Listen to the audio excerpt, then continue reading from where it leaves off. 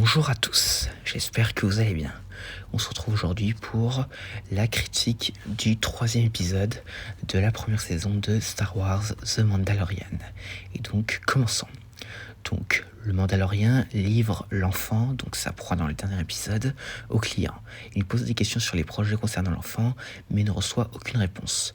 Mais reçoit néanmoins une très grosse somme de Beskar et retourne vers son clan où l'armurière lui forge une nouvelle armure après que cette dernière ait été endommagée par le Mudhorn dans le dernier épisode. Et pendant que l'armurière lui refait une armure, le Mandalorien a des flashs de son passé où il se souvient que sa ville avait été attaquée pendant la guerre des clones par l'armée séparatiste.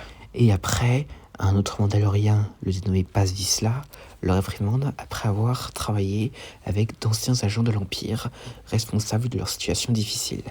L'armurière désamorce la situation en rappelant la voix de Mandalore.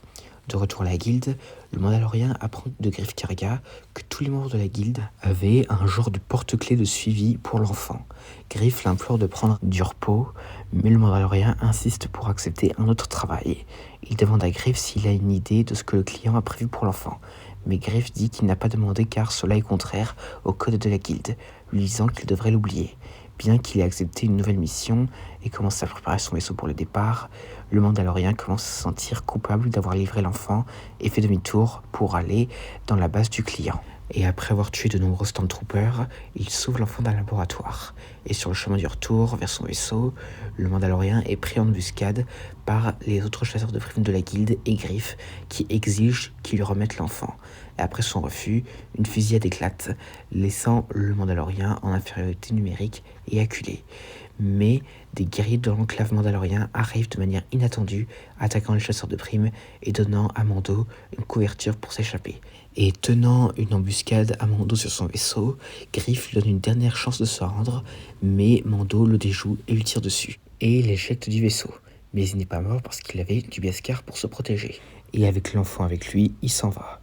Et après, le Mandalorien dévisse un bouton de commande avec lequel il avait auparavant interdit à l'enfant de jouer avec et le laisse tomber dans sa main. Et c'est la fin de l'épisode. Alors, qu'est-ce que j'en ai pensé de cet épisode ? Alors, en vrai, à l'époque, c'était mon préféré de la saison avant les suivants qui ont suivi.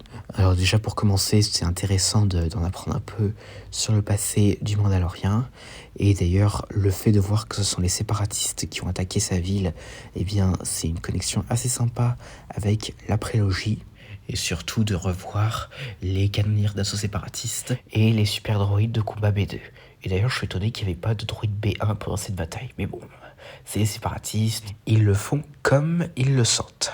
Et donc, et aussi, alors, la scène où Mando, il vient libérer l'enfant, c'est plutôt pas mal. Et surtout, comment il dézingue les Stormtroopers, là, les pauvres. Hein. Non, là, j'ai presque envie de dire que dans l'épisode 6 avec les Ewoks, là, c'était de la rigolade. Et la façon dont Mando, il attaque depuis les ombres, non mais là, on dirait que c'est un vrai prédateur. Et aussi, alors, pour la nouvelle armure de Mando, eh bien, elle lui va très bien, parce que quand même avec le casque, ça le faisait pas trop avec la vieille version de son armure. C'est d'ailleurs quelque chose que j'ai oublié de dire dans l'épisode précédent. Et donc alors, bon, pour le fait que Greef Karga, il survit au tir de blaster, alors, bon, c'était plus un coup de chance qu'autre chose, hein. Mais bon. Et aussi pour la scène du combat entre les Mandaloriens et les chasseurs de primes, excellente. Et l'arrivée des Mandaloriens l'était aussi. Et Paz Vizsla, il est imposant et stylé. Et c'est d'ailleurs la première fois depuis très longtemps que nous voyons un membre du clan Vizsla. Et donc, et aussi, comme on peut voir, les Mandaloriens, ils ont assez très cher, et que le Beskar, c'est un peu comme le trophée de l'Empire après la Grande Purge. Et à part ça, bah voilà ce que j'avais à dire concernant ce 3e épisode, auquel je donne une note de 9 sur 10. Et donc voilà, j'espère que cette vidéo vous aura plu, n'hésitez pas à venir ça dans les commentaires, et à la prochaine. Et n'oubliez pas, telle est la voie.